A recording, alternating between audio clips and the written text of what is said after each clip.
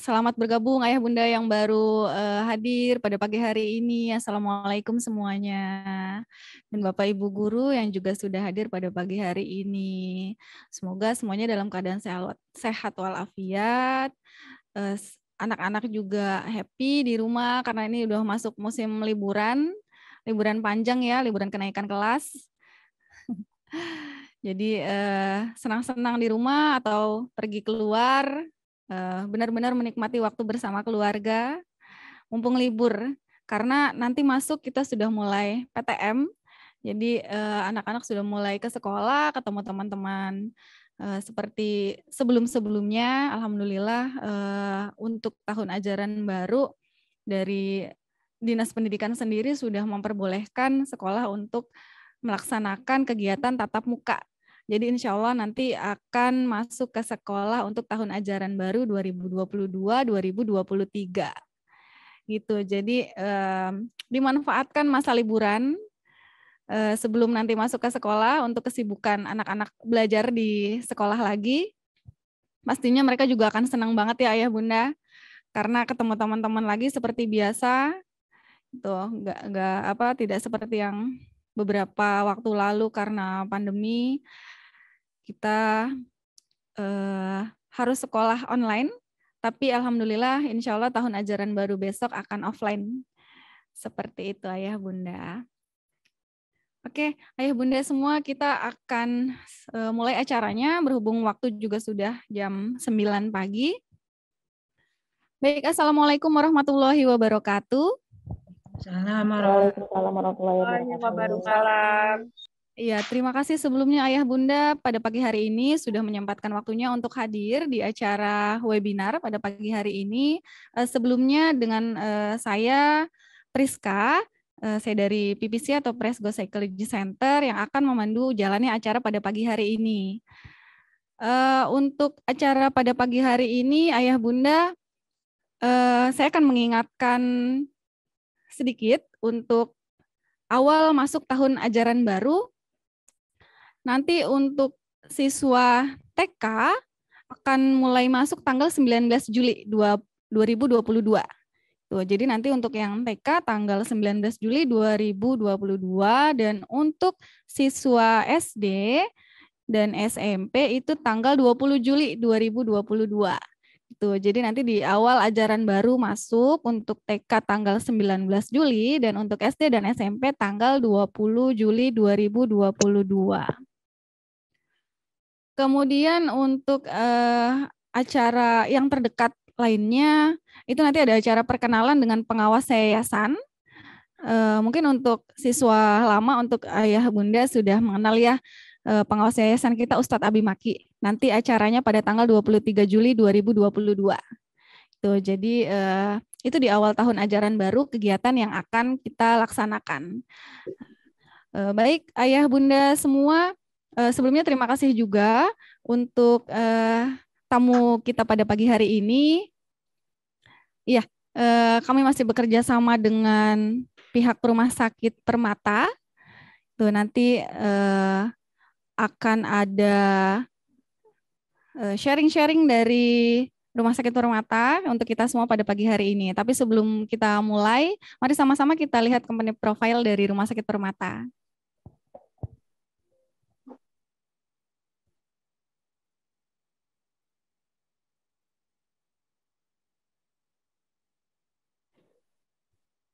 Recording in progress.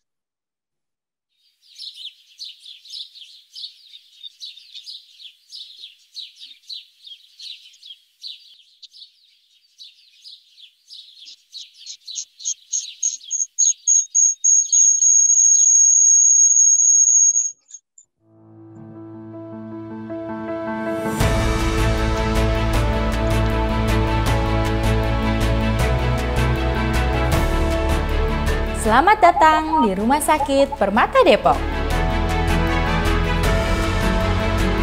Rumah sakit swasta terkemuka terletak strategis di kawasan Sawangan Depok, berakreditasi paripurna.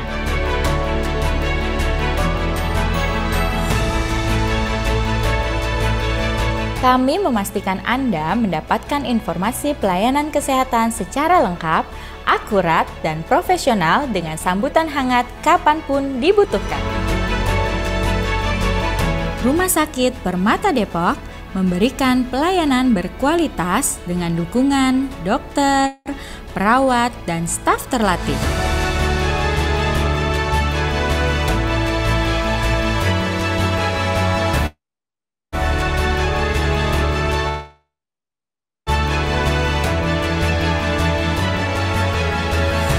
Rumah Sakit Permata Depok dilengkapi teknologi medis yang canggih dan berstandar tinggi.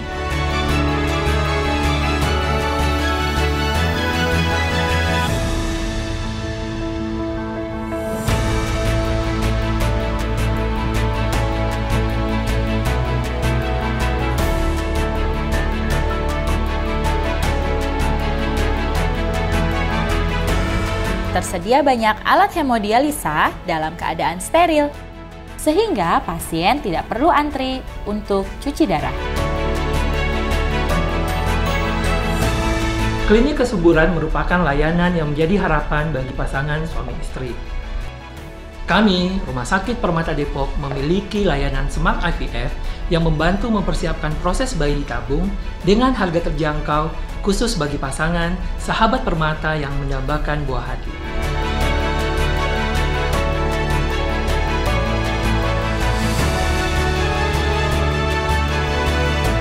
Dokter spesialis kandungan kami berpengalaman dalam menyediakan perawatan berkualitas dengan teknologi baru menggunakan USG 4 dimensi.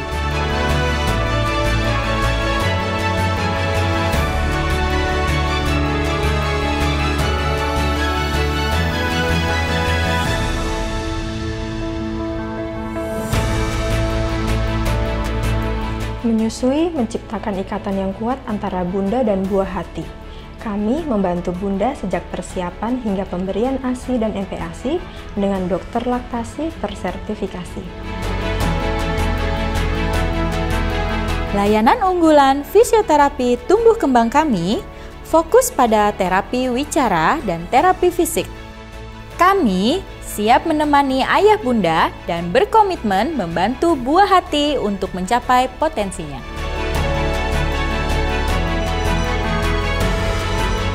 Kami percaya bahwa kesehatan merupakan sebuah perjalanan dan membutuhkan dukungan. Kami adalah sahabat kepercayaan Anda untuk meraih hidup sehat yang lebih baik. Rumah Sakit Permata Depok selangkah lebih maju dengan membangun jaringan pelayanan online melalui berbagai platform digital, sehingga mudah diakses untuk sahabat permata. Demi kenyamanan pasien dan pelayanan prima, kami mendirikan gedung baru aneks pada September 2020. Kami berdedikasi memberikan Anda layanan kesehatan berkualitas dengan berbagai rangkaian fasilitas yang lengkap. Rumah Sakit Permata Depok, sahabat kesehatan keluarga Anda.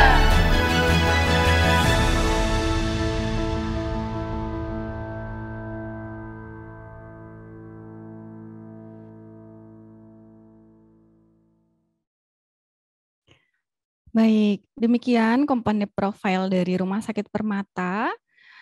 Nah, Rumah Sakit Permata mungkin bisa dijadikan pilihan Bapak Ibu ya, karena letaknya yang strategis juga dekat di Jalan Raya Sawangan. Itu untuk keadaan darurat mungkin yang dibutuhkan. Baik, Ayah Bunda sekalian, untuk acara pada pagi hari ini kita kedatangan tamu dari Rumah Sakit Permata yang kebetulan alhamdulillah sudah hadir pada pagi hari ini. Beliau adalah senior saya ini dari Rumah Sakit Permata ya. Ibu Leni, apa kabar Ibu Leni? Baik, alhamdulillah. Alhamdulillah. Terima kasih Ibu Leni sudah menyempatkan waktunya untuk hadir sharing-sharing sama Ayah Bunda dari Sekolah Prestasi Global pada pagi hari ini. Pagi hari ini kita mau bahas terkait persiapan untuk hari pertama sekolah nih Bu Leni. Seru ya Bu Leni ya, momennya pas banget nih, libur, terus sebentar lagi masuk sekolah. Tuh ya. Mudah-mudahan apa yang nanti disampaikan bisa menjadi masukan untuk ayah bunda semua. Bagaimana ke depannya nanti untuk persiapan anak-anak dalam menyambut sekolah di hari pertama nanti. Mungkin langsung saja Bu Leni ya. Saya serahkan nih ke Bu Leni untuk hari ini. Siap.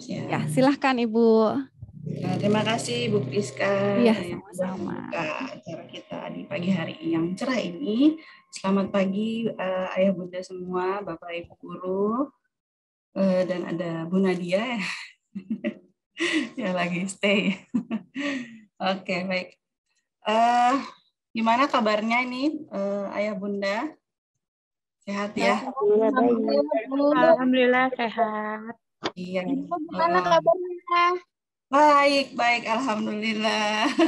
Alhamdulillah. Ya, yang penting kita sehat dulu ya, sehingga kita bisa ketemu walaupun melalui media Zoom begitu ya. Mudah-mudahan nanti ada satu waktu kita bisa bertemu tatap muka, jadi suasananya lebih terasa begitu.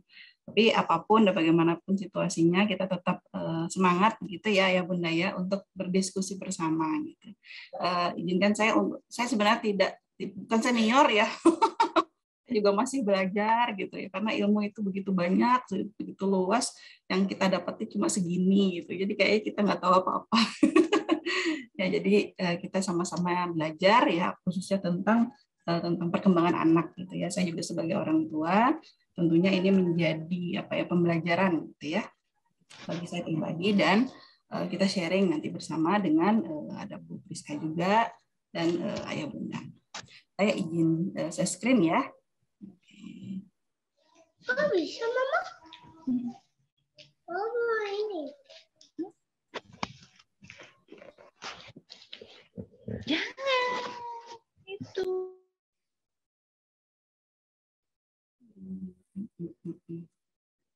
Oh, ada.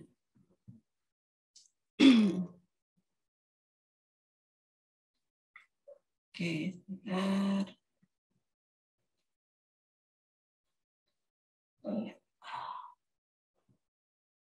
Oke, sudah terlihat ya. Nah, sudah terlihat ya ayah bunda di layar? Iya, sudah Bu. Menyambut tahun ajaran baru, gitu ya, 2022-2023 gitu. Selamat datang kepada siswa baru ya, berarti ya, sudah siswa ya. Sudah diterima ya Bunda Priska ya. Oke, jadi yang dari TK, yang tadinya masih playgroup misalnya ya, sekarang TK, yang dari TKB, sekarang sudah SD kelas 1. Dan para ayah bunda yang juga siswanya ada di kelas 2 mungkin ya, kelas 3, kelas 4, dan seterusnya. Tidak apa-apa, kita sekarang kita materinya lebih ke diskusi gitu ya.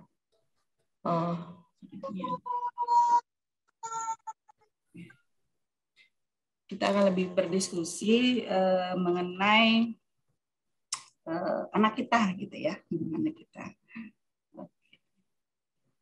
Materinya menarik ya, tentang school readiness sebenarnya. Jadi bagaimana anak-anak itu kita persiapkan ya, yang didukung dengan segala sumber daya yang ada di sekitar mereka, termasuk kita sebagai orang tua, agar ia siap, ia mampu gitu ya untuk menyelesaikan atau untuk berada pada masa transisi, mulai dari dia belajar bermain gitu ya sampai dia bisa mengikuti aturan-aturan kemudian pembelajaran di sekolah.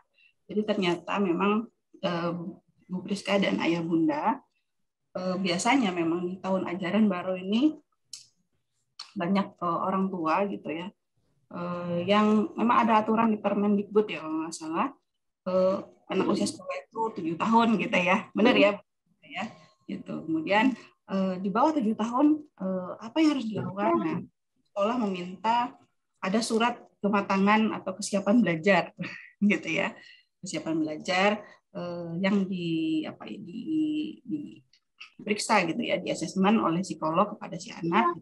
Tapi dunia baru ya bagi dirinya sendiri. Kebanjiran hidup sebenarnya kalau pengajaran baru ini ya buat psikolog. Oke. Jadi kesiapan sekolah gitu ya. Ini sebenarnya bisa juga sih dari TK gitu ya. Karena kesiapan sekolah ini, school readiness ini sebenarnya yang readiness ini merupakan penyiapan diri ya, penyiapan diri si siswa, penyiapan diri kita sebagai orang tua, dan penyiapan dari sekolah juga ya terkait dengan menghasilkan atau membuat si anak itu siap gitu ya, siap berada pada lingkungan-lingkungan yang baru ya, seperti ada sekolah dan pertemanan yang baru. Jadi readiness itu tidak asing lagi sebenarnya ya, kesiapan gitu ya. Nah, sebenarnya ada 3 hal ya terkait dengan readiness. Yang pertama adalah school readiness gitu ya, kesiapan sekolah. Kesiapan si anak sekolah biasanya di usia 4 sampai 8 tahun. Ini merupakan masa transisi di mana anak yang mulainya tadi bermain gitu ya, kemudian dia dihadapkan dengan aturan-aturan yang ada di sekolah. Perkembangan kognitifnya juga perlu dikembangkan gitu ya, udah mulai kenal dengan pengetahuan umum, konsep-konsep pembelajaran dan sebagainya. Itu school readiness. Kemudian yang kedua ada yang namanya college readiness. Nah, ini biasanya di kalangan mahasiswa. Di Amerika sendiri ya ada penelitian yang menyebutkan bahwa ternyata untuk menyiapkan anak ke jenjang perguruan tinggi itu sudah dimulai dari SMP. Itu sudah ada risetnya. Jadi bukan saat SMA justru, tapi dari SMP. Ya, bagaimana si anak ini betul-betul siap nanti dan tidak mengalami kegalauan ya ketika ia masuk perguruan tinggi. Dia tidak bimbang dengan fakultas yang ia pilih. Dia tidak bimbang dengan program studi yang ia mau tempuh begitu. Karena beberapa kasus di saya sendiri, di mahasiswa saya sendiri pun juga ada yang demikian. Ngerasa nggak cocok di psikologi. Cocoknya saya tuh di sini, Bu, gitu. Nah, gitu. Jadi ternyata di Amerika sendiri itu sudah lebih dulu gitu ya. Bahwa ternyata memang untuk mempersiapkan anak menempuh pendidikan tinggi sudah dipersiapkan dari jauh-jauh hari. Justru dari SMP lah ya waktu yang tepat untuk bisa dia belajar gitu ya matang. Karena begini, minat bakat anak itu sebenarnya bukan bisa ditentukan itu ya. Sebenarnya di atas 12 tahun. Ya. 12 tahun adalah usia-usia SMP. Jadi kalau ayah bunda mau tes minat bakat anak untuk SD, menurut saya ya dalam penelitian pun juga itu anak belum terbentuk ya minat bakatnya. Dia mungkin maunya jadi polisi, tapi dia tidak tahu ya situasi sosial polisi, jadi polisi itu seperti apa. Yang dia tahu ada tampilan permukaannya saja. Dia ingin jadi dokter. Jadi dia tahu hanya dokternya saja, tidak tahu situasi sosial menjadi dokter itu seperti apa, yang harus siap terima panggilan malam hari, ketika ada darah bagaimana dan sebagainya. Gitu ya. Jadi di bawah usia 12 tahun anak itu memang belum mengkristal, nah ini bahasanya ya, belum mengkristal minat bakatnya. Ya, makanya di Amerika itu mempersiapkan ya anak untuk dia masuk ke college gitu ya, ke perguruan tinggi itu sejak SMP, ketika minat bakatnya itu sudah mulai tampak ya dan terpoles dengan baik, sudah mengkristal gitu. Ya sudah tahu situasi sosial menjadi pilot seperti apa, ya sudah tahu situasi sosial menjadi guru itu bagaimana. Gitu ya. Jadi terlalu dini rasanya ketika kita ingin ngetes ya, minat bakat anak di bawah 12 tahun. Jadi santai aja sebenarnya ya. Nah, apa nih yang perlu kita lakukan? Nah, nanti di sini kita bahas. Kemudian yang ketiga itu adalah combat readiness. Nah, ini kesiapan militer sebenarnya, dibutuhkan pemeriksaan psikologis untuk siap tempur dan sebagainya. Jadi readiness itu sudah nggak asing lagi sebenarnya di dunia pendidikan dan luar gitu ya. Juga bukan planet lain, pemeriksa psikologis dibutuhkan untuk Oke, berikutnya yang perlu kita bahas ini ya, karena kita belum masuk ke college readiness, ya sudah kita bahasnya yang paling bawah, yakni kesiapan sekolah, school readiness, karena usia-usia TK gitu ya, SD itu di usia 4-7 tahun gitu, merupakan masa transisi si anak ya, sehingga kita fokusnya ke sini. Kemudian mengapa kesiapan sekolah penting? Aspek-aspek apa aja sih gitu ya yang membahas tentang ini. Kemudian nanti tanya jawab dan penutup. Oke, ini saya ambil dari UNICEF ya. UNICEF itu membuat conceptual framework terkait tahun 2012 yang mengenai school readiness itu. Jadi ada 3 aspek, ada 3 dimensi sebenarnya ya. Yang dari school readiness ini. Yang pertama adalah children's readiness for school, yang kedua adalah schools readiness for children, ya. Yang ketiga families readiness for school. Jadi 3 hal ini nih kita coba penuhi ya Bunda ya. Jadi bukan hanya kita menuntut anak, ya apa sih kok family juga, gitu. Kok ada sekolah juga gitu ya. Oke, kita lihat karena anak itu ibaratnya dalam behaviorisme ya, dalam pendekatan psikologi behaviorisme, anak itu ya seperti kertas putih gitu. Ya, yang memolesnya adalah lingkungan. Jadi dia tidak bisa berdiri sendiri kalau tidak disupport oleh sumber daya di sekelilingnya. Siapa itu sumber daya di sekelilingnya? Ya orang tua, keluarga, dan sekolah.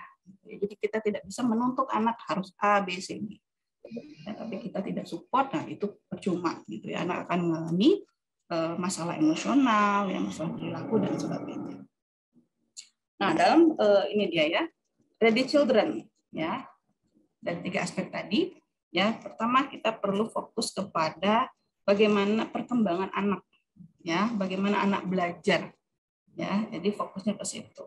Kemudian school-nya seperti apa? Nah, jadi environmental dari school-nya, dari sekolah itu juga turut menjadi support ya bagi proses transisi anak yang tadinya bermain ya, kemudian ia belajar. Kemudian families juga seperti itu. Fokus kepada bagaimana orang tua ya bisa menginvolve ya anak-anaknya ya untuk belajar, mensupport anak-anaknya untuk bisa belajar gitu ya. Jadi kita perlu fokus kepada area-area ini gitu. Ya, jadi tidak menuntut anak-anak saya itu harus jago ini, dia harus pintar gitu. Pintar itu adalah output dari ketiga hal ini. Ketika ini sudah terpenuhi, semua aspek-aspeknya terpenuhi, dia akan pintar. Gitu ya. Jadi kita ubah mindset kita, jangan menganggap bahwa anak saya itu harus pintar di depan. Ya. Pintar itu adalah output, ya, adalah hasil dari semua aspek yang ada, semua dimensi yang ada. Apabila terhubung dengan sangat baik, gitu ya, anak mampu berkontribusi untuk dirinya sendiri dan bagus secara akademik. Gitu.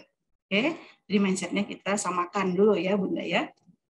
Oke, nah ini dia. Nah ya, bagaimana anak bisa siap gitu ya. Jadi di sini ada beberapa aspek.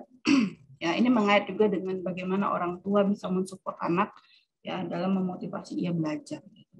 Ingat ya, usia belajar anak yang di sini school readiness itu usia 4 tahun sampai 7 dan 8 tahun. Ya. Yang perlu dilakukan apa? Kita perlu ngecek di sini kemandirian anak. Nah, gitu ya. Kemandirian anak, bagaimana anak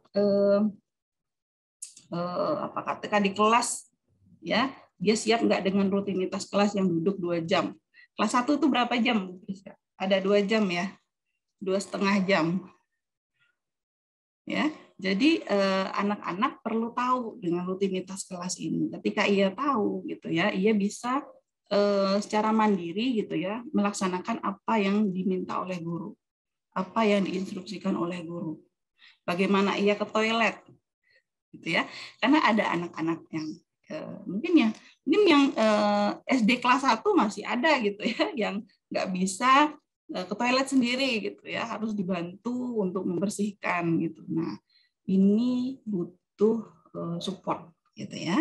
Jadi kesiapan anak di sini, anak perlu diajarkan untuk mandiri. Butuh di toilet, bagaimana dia menyiapkan perlengkapan sekolah. Apakah kita harus repot gitu ya, ngasih tahu terus gitu ya. Nah, ini perlu diajarkan kepada anak tentang kemandiriannya. Kemudian bagaimana ia belajar. Nah, ya, jadi kalau belajar tentunya dibutuhkan kreativitas, ada inisiatif. Kemudian apakah anak memiliki rasa ingin tahu gitu ya? Apakah dia fokus memperhatikan guru ketika guru menjelaskan materi pelajaran? Apakah anak bisa mengerjakan tugas? Ini sikap belajar. Nah, ini boleh contreng nanti ya Bunda ya. Ini anak saya udah sampai mana nih tahapannya? Ya, boleh dicontreng Bunda. Jadi kreatif. Apakah anak saya termasuk anak yang kreatif? Ya. Kemudian apakah dia punya inisiatif, ya, apakah dia punya banyak rasa ingin tahu gitu ya. Jadi kalau misalkan anaknya bertanya, Bunda, kenapa ada surga? Kenapa ada neraka? Ya jangan langsung judge anaknya, bawel misalnya ya. Berarti kita yang sebagai orang tua yang perlu banyak belajar gitu ya untuk bisa memberikan jawaban-jawaban sesuai dengan usia anak gitu. Ya. Kadang-kadang kan kita sebagai orang tua tuh suka ngekat ya. Bawel nih gitu ya. Atau apa gitu. Ya memang begitu misalnya jawabannya kan. Anak tuh bingung. Ya. Jadi kita perlu ya sebagai orang tua, ternyata orang tua zaman sekarang perlu untuk lebih kreatif dibanding anaknya. Ya, jangan kita yang kalah kreatif dari anak. Oke, kemudian apalagi? Oh, aspek fisik. Nah, ini penting sekali karena ada penelitian di Amerika Serikat ya yang menyebutkan bahwa ketika perkembangan fisiknya itu berkembang dengan baik, ya, tumbuh dengan baik gitu ya, di usia awal TK sampai dengan SD, biasanya anak-anak yang memiliki kematangan fisik yang baik itu baik di matematika. Bagus di matematika, itu ada risetnya di Amerika Serikat. Gitu ya. Ini penting sekali karena memang di usia anak-anak itu kita perlu stimulasi ya dengan outdoor gitu ya, kegiatan-kegiatan outdoor, aktivitas outdoor yang melibatkan gerak. Jadi waktu itu saya pernah ikut dari workshop gitu ya, Bu Indun yang mengatakan dari Unpad ya, beliau mengatakan bahwa kekakuan, ya, jadi anak-anak yang nggak bisa diem gitu ya, kemudian nggak bisa duduk tenang, itu ada kekakuan otot di pinggang dan paha bawah. Ya, nah ini kekakuan. Kalau sudah kaku, dia itu tidak bisa mengerjakan atau duduk diam dengan tenang. Ada kekakuan di situ. Ya, nah untuk membuat ia lentur, apa yang perlu dilakukan? Berikanlah ia permainan-permainan. Jadi memang anak-anak itu adalah dunianya bermain sebenarnya. Ya, ada permainan ya di usia-usia 2 tahun, 3 tahun, 4 tahun dia memanjat, dia main kelereng, dia main layangan, apalagi dia bergelantungan gitu. Kalau di TK kan ada ya main itu untuk melatih fisik. Jadi memang ketika fisik motoriknya bagus, ya motorik halusnya bagus, terjadi kelenturan otot. Ketika kelenturan ototnya bagus, maka anaknya itu jadi lebih tenang gitu ya. Karena kalau misalnya kaku gitu kan nggak nyaman gitu ya. Efeknya apa? Kalau misalnya dia kaku, ya kalau anak tuh lebih banyak di rumah aja ya, kemudian dia hanya sibuk main handphone, nggak ada gerak, anak tuh gampang ngantuk. Sama kayak kita, Bunda. Ya Bunda ya, kalau kita nggak banyak gerak, oksigen nggak masuk ke otak secara maksimal, nggak optimal gitu, ya kita gampang ngantuk. Ya, jadi pada usia school readiness ini ya usia 4 sampai 7 tahun, 8 tahun ini push anak-anak gitu ya, pushnya dalam tanda kutip ya, stimulasi anak untuk kematangan fisiknya. Ya, ketika fisiknya sehat, motorik halus berkembang baik ya, kemudian ia bisa duduk dengan tenang. Karena kalau sudah belajar ya, ini terkait dengan sikap belajarnya juga.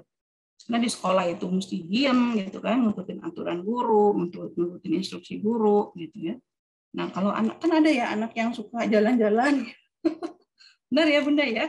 Nah, ini kenapa nih? Bukan dia itu bukan masalah dengan atensinya aja gitu ya. Ada hal-hal lain ternyata. Gitu ya. Makanya dibutuhkan gerak fisik ya, gerak fisik karena dengan gerak fisik motorik halus, motorik kasar berkembang dengan baik, ia bisa juga memegang pensil, alat tulisnya dengan tepat. Nah, ada yang megang pensil itu masih yang begini, gitu kan? Megang alat tulisnya masih yang begini. Gitu. Ya, makanya di usia-usia ini butuh banget olahraga. Ya, makanya di TK itu banyak permainan. Nggak apa-apa, ditambah lagi permainannya silakan, ya, untuk melatih anak kuat secara fisik.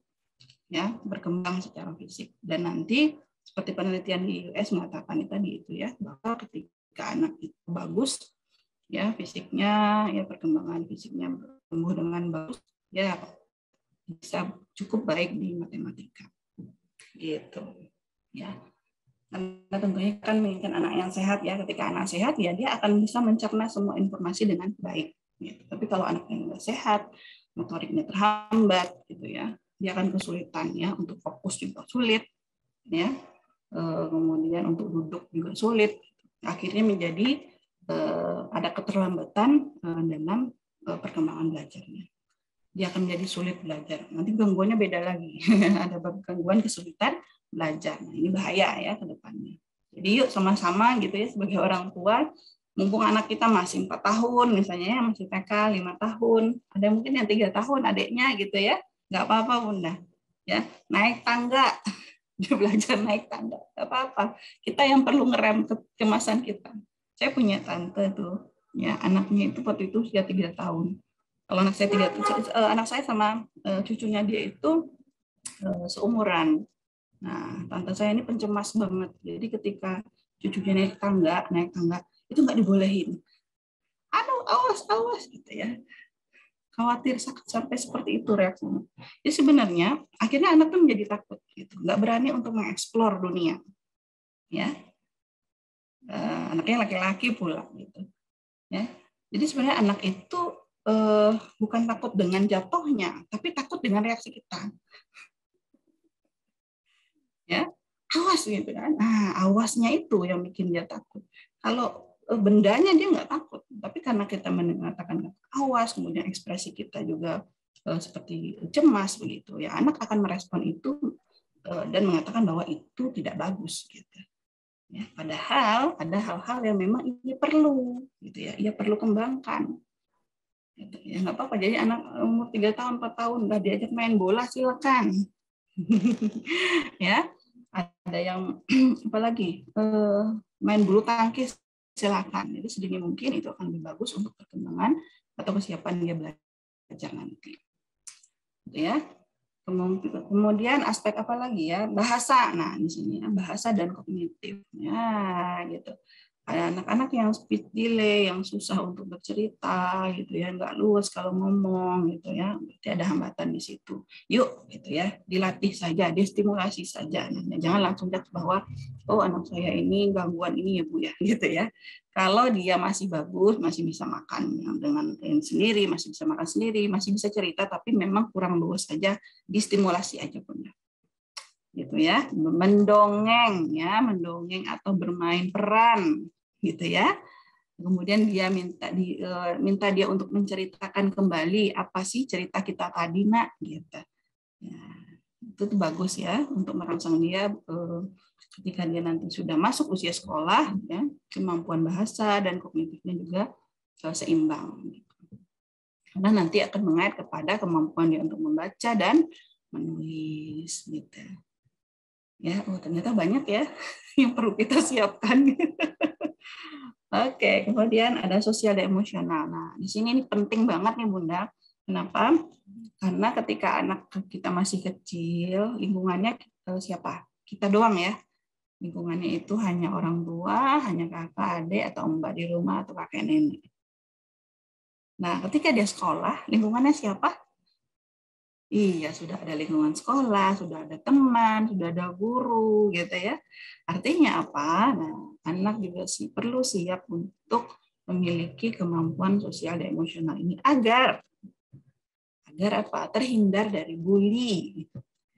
Dia belajar di sini agar harus mampu untuk belajar untuk mempertahankan dirinya, gitu ya.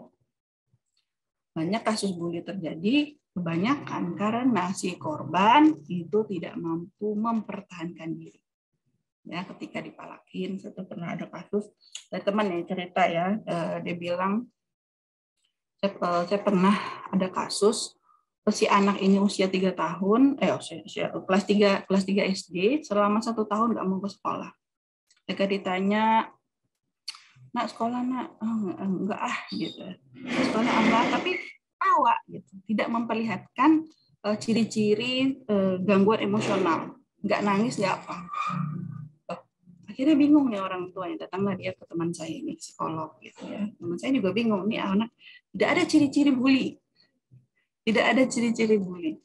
Ya, kemudian setelah digali di sekolah ya ternyata didapatkan data bahwa si anak ini setiap hari ya bukunya disembunyiin temannya. Ya, kemudian uang jajannya diminta. Ini kelas 3 SD. Ya. Jadi hal-hal seperti itu. Kita aja bicara dengan kamu ya. Tunggu pacaran. Hei. Tunggu pacaran. Hei. Ya. Bagaimana tadi? Oke, jadi dia itu ya memberikan dengan sukarela aja. Ternyata ada kata-kata yang ia terima dari orang tuanya, ya, nak, gitu ya. Kalau ada yang nakal di sekolah, ngalah ya. Akhirnya ya udah dia ngalah aja tuh, ngasih uang jajan diminta dikasih, ya bukunya dipinjam dikasih aja gitu ya. Tapi habis itu nggak dikembalikan gitu. Dan dia nggak ngerasa nggak bersalah karena dia ngikut kata orang tuanya. Nah, kalau di sekolah ada yang nakal ngalah ya. Kira-kira yang salah siapa? Gitu ya. Anaknya nggak ngerasa bersedih nggak karena dia tahu bahwa dia nggak orang itu yang nakal. Saya nggak apa-apa, saya ngalah aja. Akhirnya dia nggak bisa mempertahankan haknya. Nah, ya gitu ya. Terus gimana dong gitu ya? Apa yang harus dilakukan orang tua? Apakah kalau ada yang nakal anaknya harus lawan? Nah, ini perlu diajarkan, perlu diedukasi anaknya untuk belajar mempertahankan diri. Melawan bukan berarti berantem kan gitu. Ya. Oke, ya jadi kita perlu banget dilatih ya ayah bunda kemampuan sosial dan emosionalnya. Kenapa? Karena nanti dia akan bermain bersama teman. Ya, ketika dia tidak suka, dia perlu menyampaikan ketidaksukaannya dengan cara-cara yang tepat. Ya, bukan berarti ngalah. Akibatnya nanti, saya banyak yang nemu, banyak sekali pasien saya yang tidak bisa membuat boundaries, membuat batasan. Akhirnya dia berusaha menyenangkan orang lain. Dan dia menderita karenanya. Dan itu bukan jadi dirinya sendiri lagi. Dia berusaha membahagiakan dunia. Ya. Dan itu adalah sebuah kesalahan. Yang penting adalah kan kita dulu yang perlu bahagia. Kita nggak bisa membahagiakan semua orang. Nah, ketika dewasa ini bahaya nih. Anak ketika dia dewasa tidak diajarkan, tidak dilatih untuk secara emosional, secara sosial, maka dia akan mengalami masalah pada hubungan interpersonal, hubungan antar relasi. Ya, ketika dia punya pacar, pasangan dia ngalah. Ngalah itu kan bukan berarti baik juga gitu. Ya, konsep ini yang perlu kita terapkan kepada anak. Gitu ya. Kemudian bagaimana bergantian gitu ya. Bagaimana bekerja sama, tahu aturan dan mengikuti instruksi. Nah, ini yang perlu kita latih nih ya Bunda, PR-nya banyak banget ya ternyata jadi orang tua itu. Setelah selesai SD, ada SMP lagi, ya, college readiness-nya gitu ya. Bagaimana mempersiapkan anak untuk masuk ke jenjang perguruan tinggi. Memang nggak habis-habis jadi orang tua ini ya, tugas-tugasnya. Sama kok. Ya, seluruh dunia peran orang tua itu sama. Oke, lanjut ya. Berapa menit lagi, Bunda Priska? Sampai jam 10, Ibu Leni. Oke, ya. Iya. Kemudian kesiapan sekolah. Nah, ini juga ya, karena memang yang tadi saya sampaikan, anak itu ibarat kertas putih, bagaimana kita memolesnya aja. Ya, jangan menuntut anak untuk jadi A, B, C, D, tapi yuk bantu anak, yuk stimulasi anak, yuk kerja sama anak. Siapa saja yang bekerja sama, nah ini dia. Selain dari orang tua, tadi families ada kesiapan sekolah. Ya, families satu terakhir. Ya, bagaimana kesiapan sekolah untuk menerima anak. Nah, karena anak karakternya beda-beda ya, Bunda Priska ya. Karakter anak itu berbeda, punya keunikan tersendiri gitu ya. Mau kakaknya kelas 4 sama ada yang kelas 1 pasti beda itu. Ya karakternya gitu ya. Jadi siap nggak nih sekolah gitu ya untuk membantu anak menyiapkan dirinya belajar dengan baik gitu ya. Kemudian child center. Kalau di kampus itu ada student center learning gitu ya. Atau student center ya.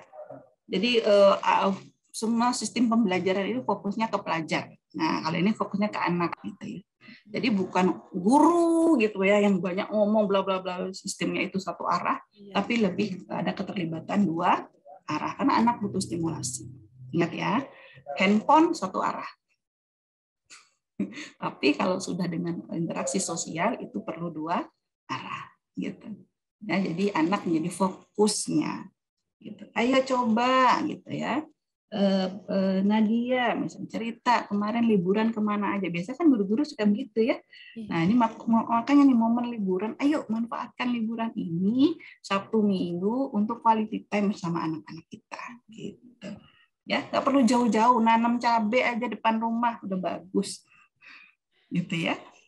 Nggak usah jauh-jauh, pokoknya yang penting ketawa ngakak aja bersama-sama di kamar gitu ya, buat lucu-lucuan ya, papanya juga dikasih spidol di sini, itu juga atau membangun kedekatan dengan anak ya. Yuk kita siapkan anak kita untuk bisa siap ya belajarnya nanti. Jadi child center fokus kepada anak ya. Guru yang hangat, nah ini ya, guru yang hangat itu ya warm, jadi yang benar-benar bisa menerima anak gitu ya. Tidak membedakan si A dengan si B dengan si C gitu. Walaupun mungkin guru punya kacamata ya, punya kacamata tersendiri terhadap si A, si B, si C, tetapi ketika sudah bergabung dengan anak-anaknya, guru-guru ini merangkul gitu ya, gurunya hangat merangkul anak-anaknya. Ya, karena nanti biasanya ada aja tuh ya Bunda Priska ya, yang mungkin ada indikasi ya, saya bilangnya indikasi ADHD misalnya, atau ada indikasi autisme tapi ringan misalnya, itu ada aja biasanya nemu gitu ya. Nah, jadi bagaimana nih guru bisa melakukan pendekatan secara psikologis kepada si anak agar si anak itu bisa nyaman gitu ya dalam bersekolah dan belajar. Dan dalam berbahasa ya, gunakanlah kalimat-kalimat yang memang bikin adem anak. Karena bahasa ini adalah apa ya, budaya tertua di dunia. Bahasa itu budaya tertua di dunia, dan sampai sekarang kita masih menggunakan itu, bahasa. Jadi bagaimana bahasa yang baik, bagaimana bahasa yang asertif gitu ya, yang mengajak anak untuk yuk gitu. Oh iya gitu. Jadi lebih apa ya, wise gitu ya. Lebih wise sesuai dengan perkembangan usia anak lah. Ya, kemudian sarana dan prasarana juga perlu mendukung. Kalau TK, makanya di TK itu banyak warna gitu ya. Kenapa ya banyak warna di TK? Kenapa di kampus-kampus tuh warnanya putih aja? Betul. Ya kan? Nah, berarti ada sesuatu, ada alasan di balik itu gitu ya. Ternyata ketika anak-anak itu memang butuh stimulasi, butuh mengenal warna gitu ya, butuh banyak permainan gitu. Ya. Jadi sekolah perlu mempersiapkan ini, sarana dan prasarana, kemudian guru, kemudian metode pengajaran gitu yang tepat. Nah, ini dia, nih siapan keluarga nih penting. Jadi kita orang tua itu merupakan support system terbesar bagi anak. Jadi bukan sekolah dulu nih, orang tua dulu gitu ya, dari usia 2 tahun ya. Ibu, ayah, yang caregivernya, mbak itu support system terbesar bagi anak. Maka jadikanlah ya diri kita sebagai support system bagi anak kita. Gitu ya. Ketika anak kita jatuh, misalnya nggak sengaja mecahin vas kesayangan bunda misalnya, yang dilakukan bunda apa? Biasanya apa tuh? Ya, reaksinya gimana? Mungkin ada yang marah gitu ya. Ada yang oh ya, nah, yang tadi saya sampaikan, anak itu sebenarnya nggak takut dengan kacanya pecah, ya vasnya pecah, dia lebih takut kepada reaksi kita. Ya ini perlu banget ini, ya kita pahami bersama. Saya pun belajar gitu ya untuk itu, dan ternyata memang benar gitu ya. Dia tuh nggak takut dengan vasnya, tapi dengan reaksi kita. Mata kita melotot, kemudian ngomong, nah bahasa kita yang keluar itu pesannya itu menjudge anak. Tuh kan, mama udah bilang, tuh kan mata melotot. Itu yang bikin anak takut. Bukan karena vasnya jatuh, atau piringnya jatuh, ya kacanya pecah, bukan. Tapi lebih kepada reaksi kita. Jadi ketika terjadi itu, tolong diingat ya Bunda, ini mungkin akan terjadi nanti. Nah anak tuh pecahin kaca, perang gitu kan. Oke. tahan dulu. Oke. Oh jatuh ya nak ya. Yuk kita rapikan. Jadi fokus kepada apa? Fokus kepada situasinya dulu. Oh ini pecah, yuk kita rapikan. Itu dulu. Sehingga ada problem solving. Jelas ya, ayah bunda ya. Bukan kepada emosi. Ya langsung pada problem solving. Gitu. Ya, kita nggak judge dia. Tuh gara-gara kamu nyalahin. Ya, kalau kita terbiasa seperti itu, anak akan mengcopy itu, ya, mengcopy itu, dan ketika dia berada di lingkungan yang lebih luas, ya dia akan menyalahkan lingkungan, dia akan nyalahin orang. Ya, oke, jadi kita jadi support system terbesar bagi anak, jangan sampai salah ya dalam memberikan motivasi dan semangat kepada anak. Mendukung motivasi anak belajar juga penting ya. Kadang-kadang gini, orang tua sering sekali membandingkan, mengcompare anaknya dengan kakaknya, gitu ya. Anak sama-sama anaknya nih, tapi di-compare, dibandingkan langsung di depan dia, gitu, atau depan kakaknya. Ya, itu membuat harga diri anak terluka, ya benar. Itu ya, membuat harga diri anak terluka. Halo, suara saya masih jelas atau nge-freeze? Ya, kedengaran Bu. Jelas. Ya. Iya. Jadi anak itu kan sudah jadi manusia ya, ketika dia tumbuh itu sudah ditiupkan roh lahir ke dunia itu dia jadi manusia, dia punya harga diri, gitu ya. Nah kalau kita membandingkan dengan saudara-saudaranya, apalagi tetangga, itu akan membuat dia terluka. Sama kita juga kan nggak mau dibandingkan ya, ya kita nggak mau dibandingkan. Nah oke, jadi perlakukanlah anak itu ya seperti layaknya memang manusia yang memang butuh ya penghargaan, gitu. Ya. Kita niatnya memotivasi tapi malah merendahkan. Kemarin pasien saya usia 23 tahun. Beberapa kali terapi, akhirnya di terapi kemarin dia ingat sekali, akhirnya ke-trigger saat dia SMP, SMA, ya SD SMP, SMA itu orang tuanya itu membandingkan. Jadi dia ke-trigger. Jadi setelah dia pulang sekolah jam 4, jam 5 sore, itu dia selalu sekarang ini ya, gemeteran, panik attack-nya muncul. Ternyata saat dulu, cerita dia dulu, saat dia sekolah pulang jam 4, jam 5, karena memang ada kegiatan school dan belajar kelompok, orang tuanya selalu marah. Membandingkan, dibilang suka keluyuran lah, ya, dan sebagainya. Jadi efeknya ketika sekarang, ya beberapa bulan terakhir, 3 bulan terakhir, setelah jam 4, jam 5 itu dia pasti panik attack. Hampir setiap sore seperti itu. Ya. Nah, gitu ya. Jadi kita perlu motivasi anak dengan cara-cara yang tepat. Ya mungkin sekarang nggak terasa, tapi ketika ia tumbuh nanti, ya bisa aja sesuatu hal yang nggak enak yang kita lakukan hari ini itu membawa dia kepada suatu masalah atau gangguan psikologis. Gitu. Ya, oke. Kemudian memberi stimulasi fisik, kognitif, emosi. Ya, ini tadi ya, semua aspek-aspek kita penuhi ya, bunda ya. Semua aspek-aspek kita penuhi. Ya, seperti aspek yang tadi di sini. Gitu. Ya, ketika ini sudah terpenuhi dengan baik, gitu, bagi kita stimulasi fisiknya, kognitifnya, emosinya, gitu ya, dengan tepat. Insya Allah anak akan tumbuh dan berkembang selayak usianya dia.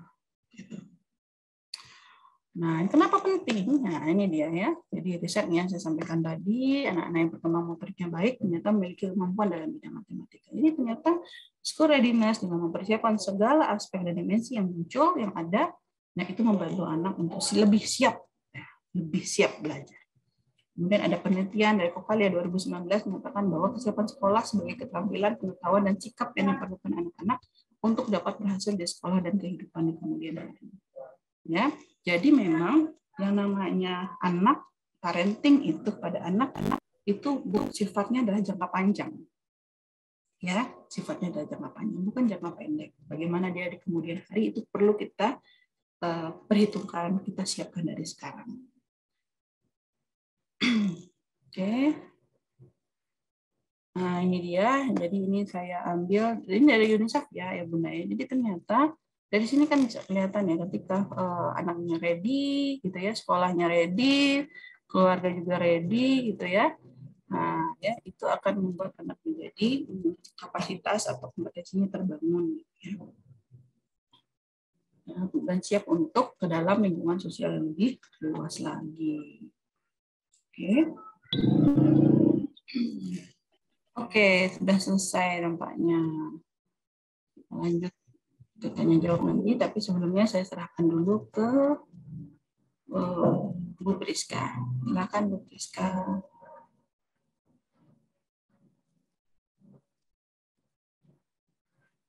Oh, Bu Priska terlempar ya. Benar ya, Bu Nat? Iya. Oke. Sejauh ini sih nggak ada sepertinya ya, Bu. Belum munculin. Iya, sudah selesai ya. Oke. Q&A ya. Oke, lanjut ya. Baik, mungkin kita tunggu sebentar kali ya, Bu ya. Mungkin ada dari admin sekolah Oke, yang bisa membantu. Lanjut aja Q&A-nya ya. Oke, lanjut aja. Oke, lanjut. Oke, materinya sudah selesai. Halo Ayah Bunda. Ini lumayan ya, antusias banget ini Ayah Bunda. Ya, ada 179 ya total kita semua di pagi hari ini. Silakan kita lanjut ke pertanyaan ya. Kita diskusi ya, Ayah Bunda. Silakan kalau ada 3 penanya, boleh lewat chat, boleh lewat open mic, boleh ya kali ya Bu Nadia ya. Silakan. Boleh. Tadi sepertinya sudah ada yang angkat tangan. Mungkin Bundanya namanya nama Sanskerta ini Yudayana. Silakan Bunda, open mic-nya. Assalamualaikum warahmatullahi wabarakatuh. Warahmatullahi wabarakatuh. Saya mempunyai 2 putra. Yang satu kelas 4 SD dan yang satu baru mau masuk tahun ajaran ini. Karena sesuatu hal saya harus menyekolahkan di sekolah yang berbeda. Nah, itu kan pasti ke depannya bakal ada semacam kesenjangan gitu. Gimana mengatasinya?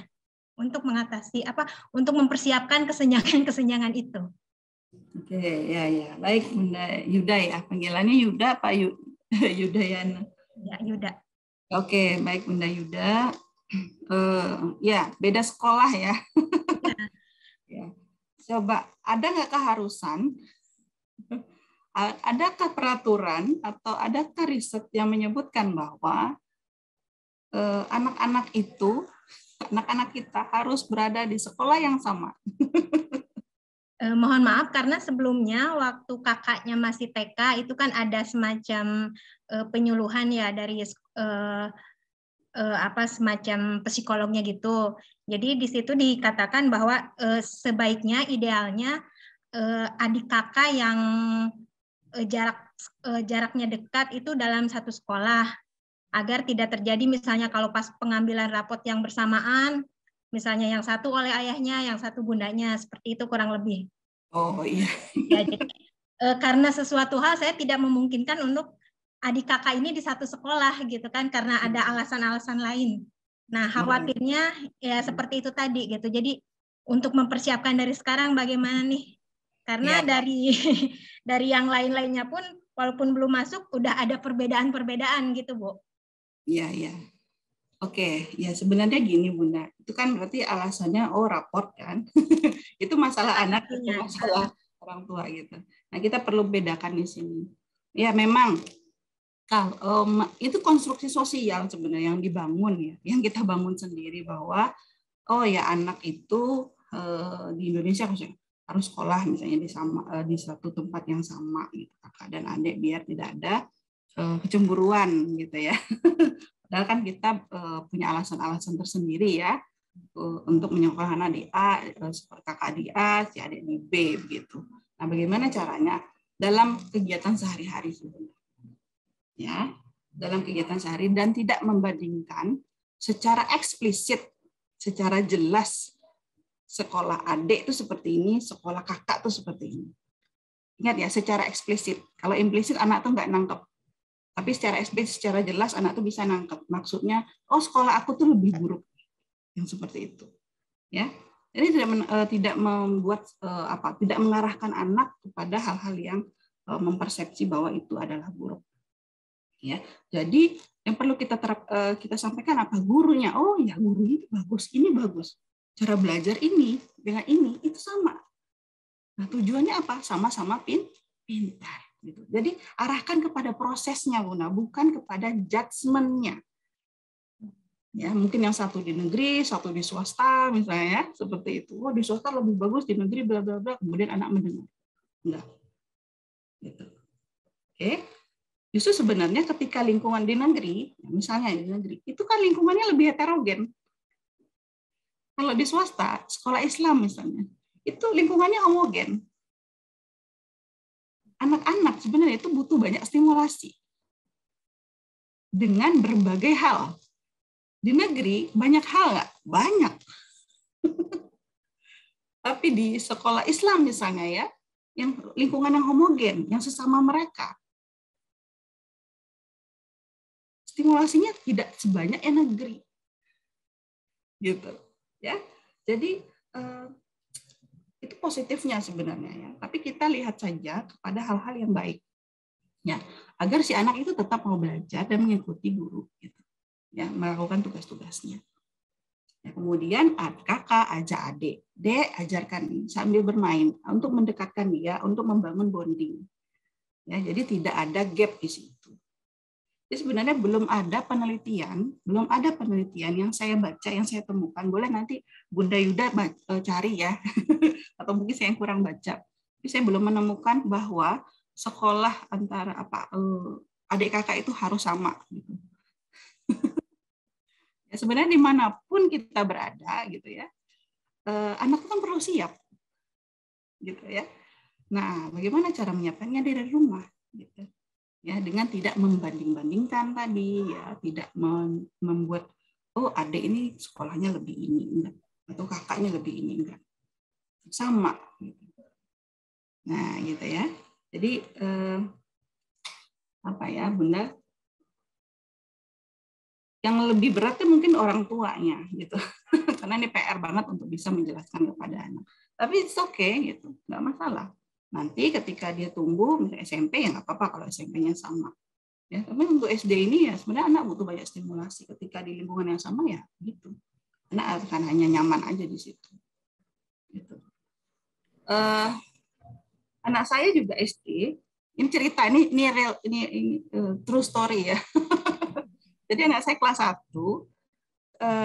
itu udah jadi di grup, kan kita punya WA grup ya, WA grup kelas gitu ya, yang tanpa guru gitu. Jadi pada ngomong tuh, oh ya ini Ibu A ini aja deh nanti yang kelas 2, ngajarin kelas 2 lagi, biar ketemu lagi nanti anak-anak kita sama beliau. Saya tidak setuju justru dengan seperti itu. Anak itu perlu mengenal banyak karakter, perlu banyak mengenal karakter guru. Jadi yang suka itu justru orang tuanya, bukan anaknya. Bedakan itu, gitu ya. Ya kadang-kadang kita melihat hanya dari kebutuhan kita nggak lihat dari kebutuhan anak kita. Jadi saya yang nggak setuju tuh. Yang lain pada voting. Oh ya Ibu A aja deh yang wali kelas kelas 2 anaknya. Aku setuju sampai 1000% gitu. Saya nggak setuju. Jelaskan maknanya gitu. Ya, jadi kita tuh nggak bisa gitu ya, hanya nyaman pada satu situasi. Kita butuh banyak kenal. Anak-anak tuh butuh banyak informasi. Dapat guru galak misalnya, tapi guru galak itu mendisiplinkan. That's good. Gitu. Galaknya tapi untuk disiplin. Apakah benar galak? Oh, ternyata memang untuk disiplin. Nah, yang seperti itu yang kita perlu luruskan. Gitu ya. Jadi ternyata kadang-kadang kacamata kita sama kacamata anak itu beda, Bunda. Ya. Oh, Bunda bilang, oh nanti terima rapotnya susah. Bukan masalah terima rapot, bukan itu sebenarnya. Jadi fokus saja kepada prosesnya, gitu ya. Bukan terima rapotnya. Terima rapot kan cuma sekali 6 bulan. Itu bukan masalah sebenarnya. Itu lebih kepada prosesnya. Seperti itu ya, Bunda Yuda. Terima kasih. Semoga terjawab ya, Bunda. Terima kasih, Bu. Sama. Ya sudah ada yang ini lagi. Halo Bunda Priska sudah. Iya, mohon maaf. Tadi agak nge-lag. Jadi Keluar dulu, ini udah masuk lagi, alhamdulillah. Iya, terima kasih Bunda tadi yang sudah bertanya. Ya, alhamdulillah. Mudah-mudahan bisa terjawab ya Bu Leni. Mungkin Ayah Bunda ada lagi yang mau bertanya? Ada yang present ya, ada Bunda Indri ya. Iya. Silakan Bunda Indri dulu kali ya dari tadi. Iya. Iya, boleh. Silakan. Halo, selamat pagi. Saya suaminya Ibu Indri. Oh ya, ada ayah nih di sini. Keren banget. Saya Agi, nama saya Agi. Sebelum saya berlanjut ke pertanyaan, saya mau ngasih latar belakang diri saya dulu. Saya termasuk generasi tahun 90 sampai 2000 lah, kurang lebih seperti itu. Selama saya pendidikan yang saya rasakan itu, kalau yang saya asumsikan ya, gimana caranya saya supaya bisa ranking gitu ya. Tapi itu yang saya rasakan. Nah, saya tidak mau terjadi sama anak saya gitu. Jadi saya lebih mengutamakan proses, masalah hasil itu belakangan gitu ya. Cuma saya nggak tahu persis sistem pendidikan di Indonesia sekarang itu dibentuknya seperti apa, tujuannya itu apa. Kadang saya juga suka kesel juga ya, orang mau masuk sekolah mana, tapi dia harus kelas sebelumnya berapa, kan prinsipnya itu gimana caranya tuh anak itu mau dia nilainya jelek, ketika masuk itu jadi bisa bukan masalah pinter relatif ya, intinya dia bisa gitu. Nah, saya kan orang yang berprinsip anak itu diutamakan proses belajarnya, bukan hasilnya. Kalau saya lebih orang yang berprinsip seperti itu. Nah, sistem pendidikan Indonesia sekarang ini, apakah masih mengutamakan kompetensi atau seperti apa? Tapi saya setelah mendengar penjelasan dari Ibu, saya setuju dengan yang proses tadi gitu ya. Yang saya ingin saya tanyakan, anak itu dituntut untuk berkompetensi itu sejauh apa ya gitu. Mulai dari TK, SD, SMA, saya pengen tahu gambaran sekarang kayak gimana ya gitu. Pengen tahu itu aja sih sebetulnya. Oke, Ayah Egi ya. Keren banget loh Ayah bisa gabung ya. Saya apresiasi kalau ada ayah yang ikut acara kegiatan ini gitu ya. Oke, untuk yang dari sekolah mungkin Bunda Bu Priska dulu ya. Gimana nih Bu Priska yang lebih paham? Kalau untuk sistem dari pendidikan sendiri, kalau semenjak dengan Mas Menteri ya, Mas Nadiem Makarim, Menteri Pendidikan kita yang sekarang, lebih ke memang dari sekolah sih kompetensi anak masing-masing ya, gitu. Jadi standarnya itu memang standar dari sekolah, karena kan terkait kemarin masa pandemi juga gitu ya. Jadi kita highlight apa yang memang anak bisa gitu, ketercapaiannya. Tidak disamaratakan di setiap tempat atau di setiap daerah. Jadi masing-masing sesuai dengan di sekolah itu sendiri. Tapi tetap berstandar nasional. Tuh. Jadi sih kurang lebih seperti itu. Tetap pada prosesnya si anak itu sendiri kita kedepankan, untuk hasilnya pun memang hasil sesuai si anak itu sendiri. Gitu. Jadi memang dari sekolah masing-masing kalau untuk nilai akhir. Artinya sih seperti itu. Artinya ya Bunda ya. Misalnya ini saya tangkap dari penjelasannya Bunda Priska.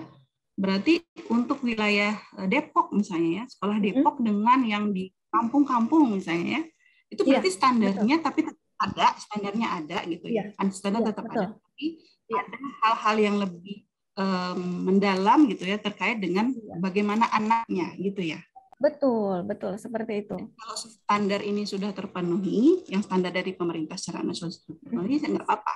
Tapi kalau jadi kan memang judulnya konsepnya sekarang sekolah merdeka, untuk kurikulumnya juga kurikulum merdeka. Kurikulumnya bertukar ya.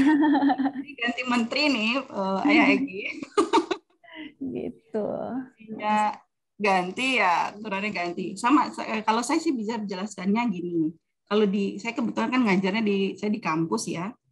Memang kampus Merdeka namanya. Jadi dari semester 6 itu si mahasiswa sudah disebar gitu ya ke perusahaan-perusahaan, BUMN, swasta gitu ya, untuk dia bisa lebih fokus kepada skill-nya. Jadi lebih membangun hard skill dan soft skill. Jadi tugas kampus itu hanya membekali terkait teori-teori gitu ya dan sebagainya tadi. Tapi puncaknya lebih pada di semester 6 sampai 8 ya, skripsi itu hanya syarat aja sebenarnya. Ya syarat memang itu standarnya ya, harus lulus skripsi kan gitu. Tapi yang ininya nih, core-nya ini harus terpenuhi. Hard skill-nya, soft skill-nya. Itu dari kampus gitu. Ya, jadi saya pikir juga mungkin akan sama ya. Sama. Di SMP pun juga sama gitu. Yang penting secara fisik dia bagus gitu ya, bertumbuhnya dengan baik gitu ya, berkembang juga bagus gitu. Iya. Kurang lebih sama ya. Iya, di sini pun sama seperti itu Bu Leni. Jadi di prestasi global kenapa kita ada ekstrakurikuler gitu kan? Itu untuk menunjang si anak itu sendiri. Di SMP-nya pun memang kurikulum kita juga sama sih, kurang lebih seperti itu. Jadi memang apa yang bisa sama anak akan kita kembangkan di situ. Misalnya seperti itu. Tapi tidak melupakan untuk yang pentingnya kurikulum yang memang wajibnya ada gitu. Jadi sama sih, kurang lebih seperti itu. Mungkin begitu Ayah ya. Ya, oke, terlempar kayaknya. Oke. Ada lagi Bu ini Bu Rizka, ada Ibu Rizka ya? Dari Ibu Rizka Sabrina, silahkan Bunda. Ya, terima kasih Ibu. Ya, sebelumnya saya mengucapkan terima kasih ya kepada Sekolah Prestasi Global dan juga Bu Leni yang sudah memberikan kesempatan pada acara ini, juga ilmu-ilmu yang Masya Allah sangat bermanfaat ya untuk persiapan anak nanti masuk sekolah. Saya izin bertanya Ibu, mungkin ke Bu Leni dan juga ke Bu Priska ya, untuk layanan Presgo Psikologi Center ini, sejauh mana layanan ini bisa diakses oleh anak-anak nanti ya, maupun mungkin orang tuanya begitu. Terima kasih banyak Ibu. Iya Bunda, jadi kalau untuk PPC itu sendiri, untuk siswa prestasi global itu bisa kapan saja Bunda datang. Kebetulan kita ada linknya juga, Bunda nanti bisa kapan saja untuk daftar, dan nanti akan dijadwalkan untuk pertemuannya sesuai dengan kebutuhan apa yang memang diperlukan oleh anak atau orang tua. Seperti itu. Ya, baik Ibu, terima kasih. Sama-sama Bunda. Ada lagi yang mau bertanya? Di sini ada Pak Bayu. Ya. Ada juga yang mau bertanya. Di chat ini banyak nih Bu Priska. Dari Dai Ahmad ya, Ayah Dai Ahmad. Izin bertanya, apakah usia anak mempengaruhi kesiapan anak dalam dunia masuk sekolah? Kapan usia yang tepat menurut para ahli? Boleh, silakan Bu Leni dijawab. Iya. Ya, usia anak, ya memang kesiapan anak. Jadi siap enggaknya itu apakah sudah terpenuhi ya centang yang tadi. Iya, betul. Ya. Nah, itu satu. Kemudian kapan usianya? Ya memang usia yang tepat itu ada anak yang semua sudah terpenuhi ya Bunda. Ya. Kognitivitas Mic lagi ya Bu. Dia secara emosional baik gitu ya. Dia bisa berdamai dengan teman-temannya, artinya bisa bermain gitu ya dengan teman seusianya. Walaupun usianya di bawah 7 tahun, kalau sudah dia bisa, silakan ya, nggak masalah sebenarnya. Makanya ada tes ya. Jadi peraturan seperti itu, Ayah. Di bawah 7 tahun ya, di bawah 7 tahun anak harus disertai, ketika anak masuk sekolah harus disertai dengan surat keterangan kesiapan belajar dari psikolog. Nah, seperti itu. Ya. Jadi kalau memang sudah distimulasi, kan setiap keluarganya berbeda-beda ya. Itu ada yang memang orang tuanya yang grow mindset gitu ya. yang berpikir mindsetnya itu tumbuh gitu mengenai anak-anak, parenting paham dengan itu. Jadi anak-anaknya udah diajarkan stimulasi sejak dini, sehingga memang dia lebih cepat gitu ya berkembang daripada anak teman-teman yang lain. Jadi nggak masalah sebenarnya. Jadi usia yang tepat, kalau 7 tahun itu memang usianya tepat. Tapi ada loh, gitu, ada untuk beberapa case di bawah 7 tahun dia sudah matang. Gitu. Jadi kita nggak bisa langsung mematok 7 tahun, gitu ya. Memang di peraturannya 7 tahun gitu. Ya, karena sesuai teori 7 tahun itu kemampuan kognitif anak sudah mulai berkembang. Ya. Tetapi kalau secara psikologis kita nggak bisa patok 7 tahun. Gitu. Kalau dia bisa di bawah 7 tahun, kenapa enggak? Dia mampu kok.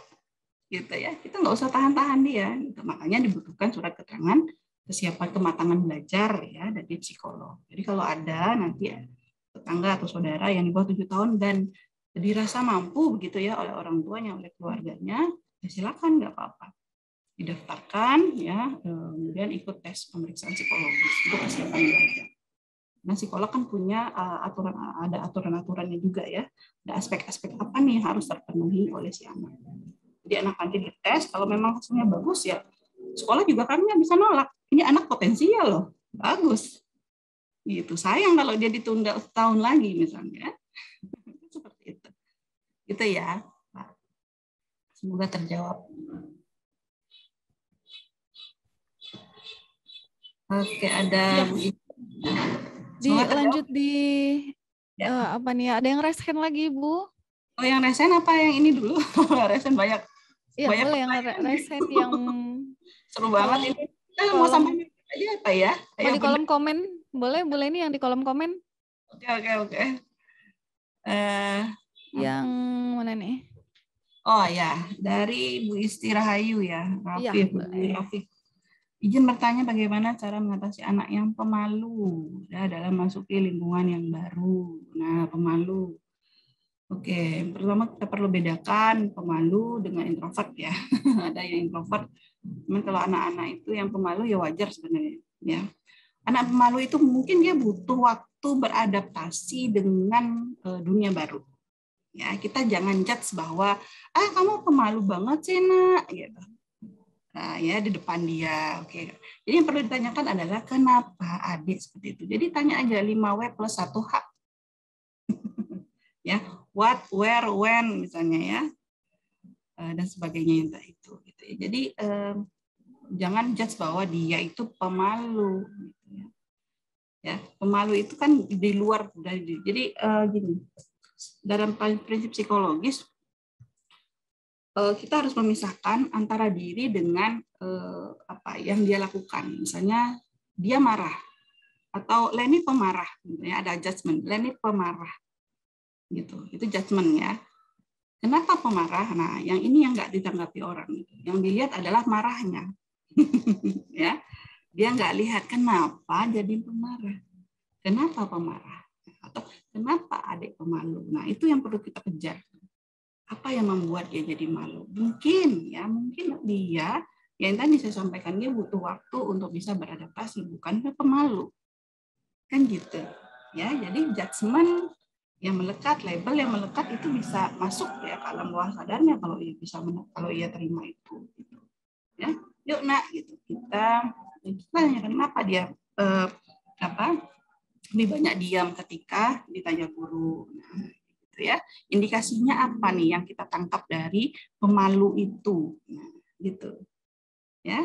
Jadi ya udah, kalau misalnya sudah tahu tinggal diarahkan, yuk main sama tetangga gitu ya, main dulu, ajak arisan ya, hal-hal yang sederhana aja, belanja ke Indomart misalnya ya, biarkan dia yang ngomong ke penjaganya gitu. Kalau ada paket biar dia yang terima paket misalnya. Hal-hal sekecil itu aja ya membuat anak bisa menjadi tumbuh gitu. Jadi kita nggak lihat yang dia pemalu kalau di kelas. Oke, berarti kita coba core-nya dulu yang di bawah-bawahnya kenapa. Kemudian lakukan stimulasi ya. Yang tadi belanja beli bakso, ya udah biar dia yang ngomong sama tukang baksonya. Ya, hal-hal sesimpel itu, Bunda. Gitu. Oke ya. Semoga terjawab. Ya, Ya. Baik Ibu, coba kalau kita ke yang raise hand ya Bu. Ya, di sini ada Bapak Bayu Sugandi. Oke, Pak Bayu. Boleh silahkan Bapak Bayu. Halo, Assalamualaikum Bu Leni. Ya, Selamat pagi. Terima kasih sebelumnya penjelasan sharing di sesi sebelumnya. Saya Bayu, perkenalkan, kebetulan anak saya umurnya baru 4,5 tahun. Ini rencananya sih di tahun ajaran baru ini baru masuk TKA. Nah, ini sebelumnya kita kan saya sama istri itu kebetulan kita sama-sama bekerja nih Bu ya ceritanya. Nah, untuk yang saya tanyakan, apakah nanti akan berpengaruh terhadap psikologis anak kami, baik itu secara psikologis maupun perkembangan akademik anak kami ketika kedua orang tuanya itu yang notabene tiap hari bahkan sampai Sabtu dan Minggu pun kadang-kadang juga baru bisa ketemu gitu loh Bu. Apakah nanti ada pengaruhnya ya di situ terkait dengan perkembangan psikologis dan perkembangan akademik anak yang tiap harinya cuman dengan mbaknya seperti itu Bu. Terima kasih Bu Leni. Baik, terima kasih Pak Bayu. Ya ini mungkin mewakili orang tua yang bekerja ya, Pak Bayu. Pertanyaannya bagus banget. Ya, apakah ini mempengaruhi? Ini saya hati-hati menjawab kalau mempengaruhi karena orang psikologi kalau menjawab pertanyaan apakah ini mempengaruhi atau apakah ini berdampak di kemudian hari, jawabannya apa? Tergantung. Depend on gitu ya. Kenapa jawab tergantung? Nah, kita lihat. Ya, jadi psikolog itu nggak bisa judgement, Pak. Ya, kalau kita nggak lakukan riset atau kita lakukan observasi. Hanya saja kan kita bisa lihat dari penelitian-penelitian misalnya ya. Beberapa penelitian, orang tua yang bekerja ternyata efeknya atau dampaknya adalah ini. Tapi dampaknya itu didukung karena memang tidak terpenuhinya aspek-aspek ini. Nah, seperti itu. Jadi ada baiknya kita penuhi aspek-aspek ini agar tidak terjadi ya, seperti hasil risetnya yang dilakukan oleh orang tersebut gitu. Ya, atau oleh peneliti itu. Nah, jadi kalau Sabtu Minggu mungkin bagi orang yang bekerja psikologi itu sebenarnya atau parenting itu bukan mengait kepada jumlah. Bukan pada kuantitas tapi lebih kepada kualitas. Ada keluarga, ini benerannya. Saya itu karena memang praktek jadi lumayan banyak cerita. Orang tuanya memang bekerja, bapak bekerja, ibu bekerja, tapi ketika di rumah harusnya dia ada waktu 2 atau 3 jam dengan anak-anak, tapi dia apa? Sibuk main handphone. Ibunya drakoran. Bapaknya nonton apa-apa. Dia di rumah tetapi tidak terhubung dengan satu sama lain. Ya, tidak terhubung. Ya, yang penting itu kan koneksinya. Gimana caranya kita bisa membangun koneksi? Ya udah, ketika ada waktu-waktu yang memang hanya sedikit saja yang kita miliki, 2 jam, 1 jam dalam 1 hari. Manfaatkanlah itu. Sewaktu sebelum tidur, lakukanlah bonding. Atau lagi di kantor pun, lakukan video call. Sebenarnya sesimpel itu. Gitu. Sesimpel itu. Kalau kita continue, kalau kita konsisten. Ya, kita menjadi cemas karena kita konsisten cemas. Kita menjadi depresi karena kita konsisten depresi. Jadi kenapa enggak kalau kita kalau kita menjadi baik, kita konsisten baik saja. Makanya perlu konsistensi di sini ya, perlu komunikasi antara suami istri. Perlu jelaskan kepada anak-anak kita 4,5 tahun. Ya, itu lagi lucu-lucunya loh, lagi pengen banyak main. Ya, nggak apa-apa. Jadi waktu yang misalnya di rumah hanya 2 jam nyampe jam 7 nyampe rumah, jadi ada 2 jam jam 9, manfaatkan itu. Ketik handphone taruh. Ini tantangan keluarga sekarang, handphone. Betul. Ya, kita lebih cinta sama handphone daripada sama keluarga kita sendiri. Jadi handphone disimpan aja, ditaruh aja. Oke, kamar bebas handphone. Tidak boleh ada main handphone, papa, mama, anak nih juga enggak. Gitu. Ya, kemudian bangun itu yang keterhubungan tadi, koneksi tadi. Lakukan kontinu aja setiap hari. 2 jam, 2 jam, 2 jam. Sehingga anak itu rindu kepada kita karena memang rindu kita, bukan rindu dengan handphone kita, mau pinjam handphone. Ya, kalau nggak ada papa mama aku nggak bisa main HP. Kalau ada papa mama aku main HP. Jadi aku rindu sama papa mama. Ketika mama papa pulang yang aku cari adalah handphone. Kan lebih sakit gitu ya. Jadi bangun aja keterhubungan ini, gitu. 2 jam, 1 jam, entah berapapun. Jadi bukan terhadap jumlahnya, tapi lebih pada kualitasnya, ya mutunya. Jadi ketika Sabtu Minggu ada waktu, ya nggak masalah. Ya, Sabtu Minggu, ya kadang-kadang gini, Sabtu ada arisan, Minggu kondangan, kita nggak ajak anak kita. Ya udah, sama Mbak terus. Ya, kalau ada arisan bawa anaknya ketemu keluarga yang lain, rangkul anaknya, beri pelukan. Anak-anak, jadi manusia itu memang sukanya dipeluk. Kenapa? Karena ketika ada pelukan itu membangkitkan hormon-hormon kesenangan. Ada hormon dopamin, ada hormon oksitosin, ada serotonin, ada endorfin. Itu bangkit. Nah, dengan memberi pelukan itu kayak menimbulkan kenyamanan secara emosional, secara psikologis. Nah, itu yang diberikan. Gitu. Jadi jangan berikan pelukan kalau anaknya dapat bikin raportnya bagus, ya, raportnya bagus baru kita peluk. Karena melakukan sesuatu yang bagus menurut kacamata kita, kemudian kita peluk, salah. Peluk anak itu setiap hari, ya, tanpa syarat, ya, tanpa syarat. Ya, jadi jangan anak bisa ini baru kita berikan pelukan. No. Ketika dia salah pun kita peluk. Gitu, ya. Jadi jangan pakai kacamata kita, pakailah kacamata anak. Seperti itu, Pak Bayu. Oke Bu, Ya. terima kasih Bu. Terima kasih Pak Bayu dan Bu Leni. Saya beralih ke kolom komentar sebentar Bu Leni. Ini ada yang bertanya, apakah di SD Prestasi Global ada layanan konsultasi psikologi anak di luar jam pelajaran sekolah?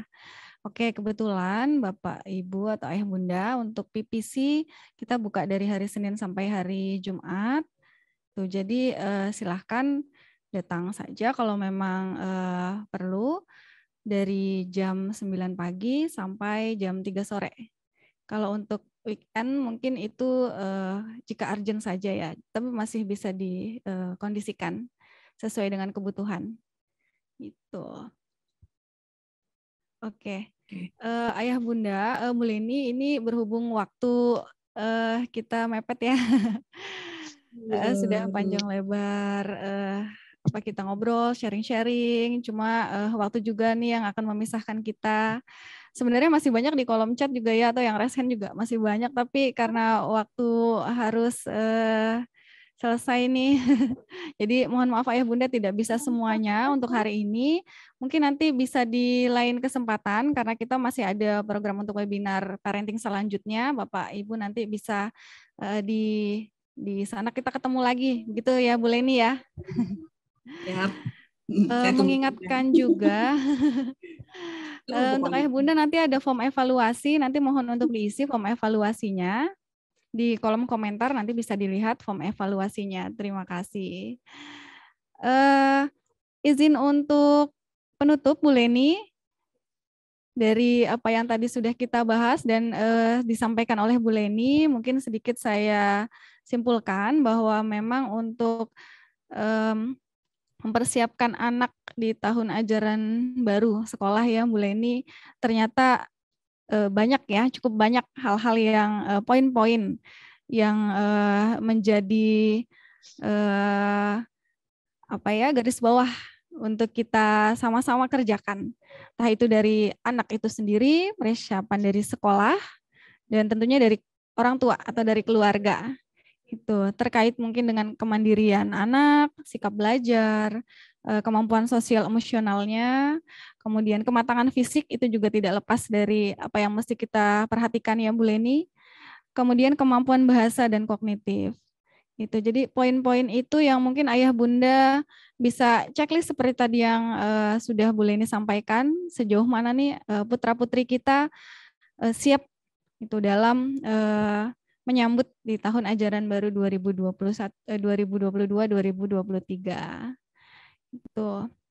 Jadi tidak terlepas hanya dari anak saja, tapi dari kami pihak sekolah pun insya Allah akan benar-benar untuk persiapan supaya kita bisa sama-sama bersinergi dengan orang tua juga di rumah.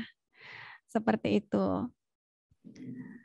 Mengingatkan lagi ayah bunda untuk tahun ajaran baru, untuk TK nanti bisa masuk untuk siswa barunya ya ayah bunda di tanggal 19 Juli 2022 dan untuk siswa SD dan SMP bisa masuk di tanggal 20 Juli 2022.